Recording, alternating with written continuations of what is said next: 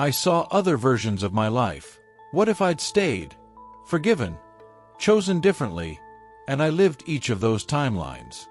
They weren't fantasy, they were real, and time was gone. Only consciousness remained, the only truth.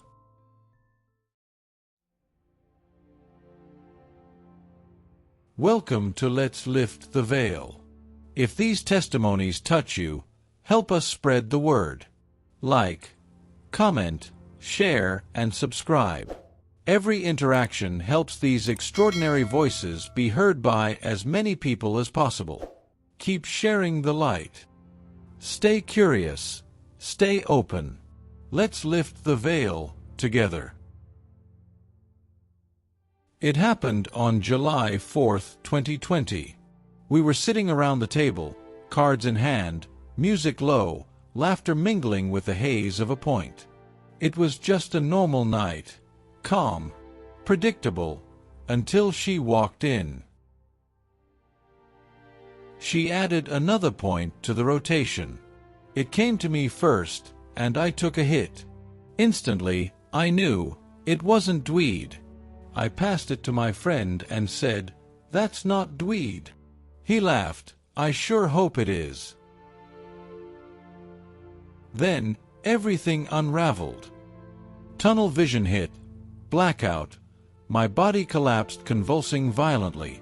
I slammed into chairs, the table, the hardwood floor. My friends were yelling my name. But I wasn't there anymore. I wasn't dreaming. I wasn't hallucinating. I was gone. My consciousness had fractured like light through a prism. I found myself in a space unlike anything on Earth. Vast blue and white, a black geometric grid stretching endlessly. And above it all, a pulsing white light, radiant, alive. I just knew that light was home. Not a place, but a deep knowing, a destiny. I felt it calling me, pulling at every atom of my soul. I understood instinctively. I could spiral and launch upward toward it like a rocket, and I'd be free. But something made me pause. I turned my attention around me, and that's when it began. Suddenly, I was in a hospital room the day I was born. But this time, I wasn't just me. I was everyone. I was the newborn, the mother, the nurse, the doctor. I could see and feel from every perspective. And then it changed again, flash after flash of life moments, some small, some pivotal. I didn't just relive them, I lived them through the eyes and hearts of every person involved. The one I had ignored, the friend I never called back, the stranger I had judged. Every word, every choice, rippled outward like sacred geometry unveiling truth. I saw other versions of my life. What if I'd stayed, forgiven, chosen differently, and I lived each of those timelines? They weren't fantasy, they were real, and time was gone. Only consciousness remained, the only truth. I turned again toward the light, and it wasn't just light. It was intelligence, compassion, eternity. I didn't see a being, I felt a presence, infinite love.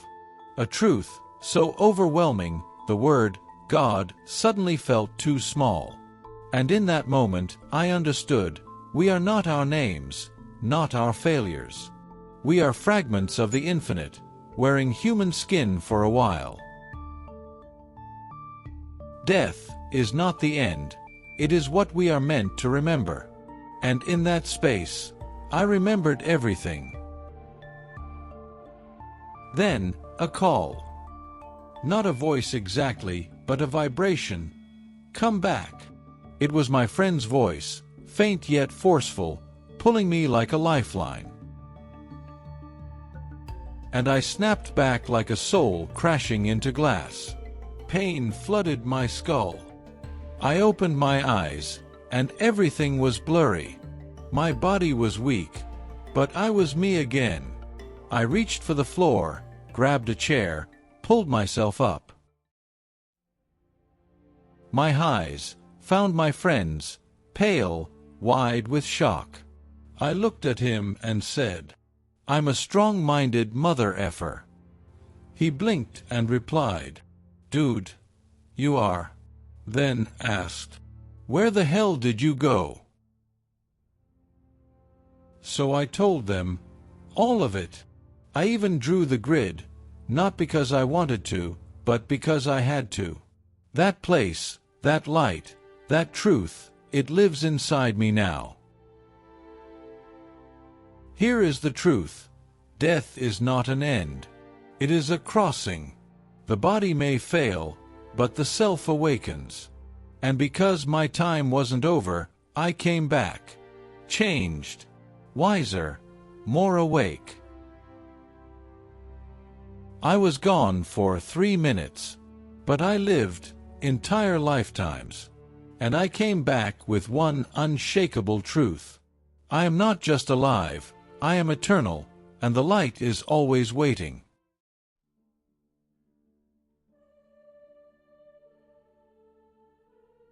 My life, behind the veil.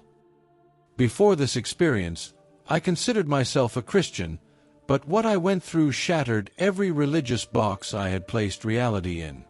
I had never heard of near-death experiences before this event, yet what happened to me changed everything. Although I wasn't declared clinically dead, the combination of a mysterious substance and a direct blow to the head triggered something profound. Something that took me far beyond my physical body and into a consciousness I never knew was possible.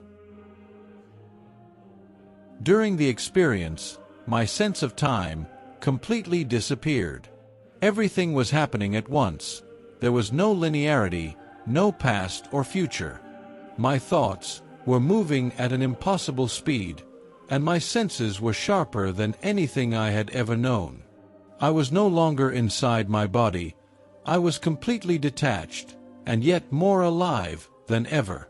My awareness was expanded, heightened, like stepping into a truth that had always been there, just out of reach.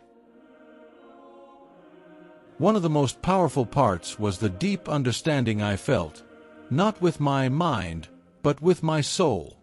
I didn't just know things intellectually, I remembered them, as if something ancient and essential had been reawakened. I experienced a peace, a joy, and a sense of unity that can't be described in words. For the first time, I felt no conflict with nature, with the universe, or with myself. After I returned, nothing in my life looked the same. My beliefs evolved, my values deepened, and my relationships transformed. I became more emotionally sensitive, so much so that I now feel other people's emotions intensely. Sometimes, I even sense their thoughts or energies. I'm not the same person I was. I see the beauty in life more vividly. I care more deeply. I connect more honestly. I didn't see any religious figures or hear divine voices during the experience, but there was something beyond this world. A light, a presence, mystical, unmistakable, unforgettable. I don't claim to understand everything about God, the afterlife, or our purpose, but I know with all my being that what I lived through was real. More real than anything else. Nothing else in my life, except perhaps one experience on acid, has come even remotely close to what happened to me that day. And still, the near-death experience remains etched in my memory more vividly than any other event. It lives in me, it shapes me, it guides me, and it always will.